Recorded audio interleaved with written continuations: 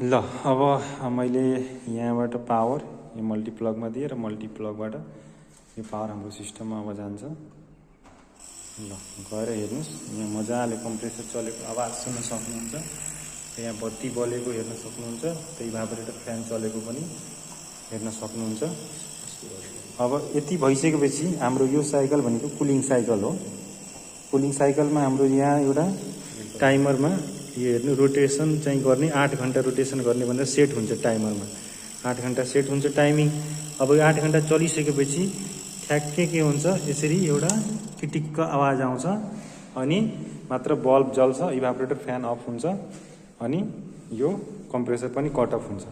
अब यति भइसकेपछि हाम्रो आइस जमिसकेको पक्कै पनि त्यसको सेन्स गरेर बायोमेटालिक स्विचले यसमा चाहिँ पावर दिन्छ अनि यहाँ हिटर चल्न सुरु भइसकेको छ। मैले छामेर यहाँ हेरिरहेको छु, एकदम तातो छ, यो तातो भएर चलिरहेको छ। अब फेरि यो तातो भएर टेम्परेचर बढिसक्छ अनि यहाँ फेरि आफ्नो के हुन्छ, टाइमरले यसलाई सेन्स गरेर फेरि कट अफ गरिदिन्छ यहाँबाट पावर अनि डिफ्रोस्ट भइहाल्छ अनि फेरि हाम्रो इभापोरेटर फ्यान पनि चल्छ अनि कम्प्रेसर पनि चल्छ। यसरी चाहिँ साइकल यो हुन्छ त फेरि रोटेसनमा जान्छ, साइकल चलिरहन्छ।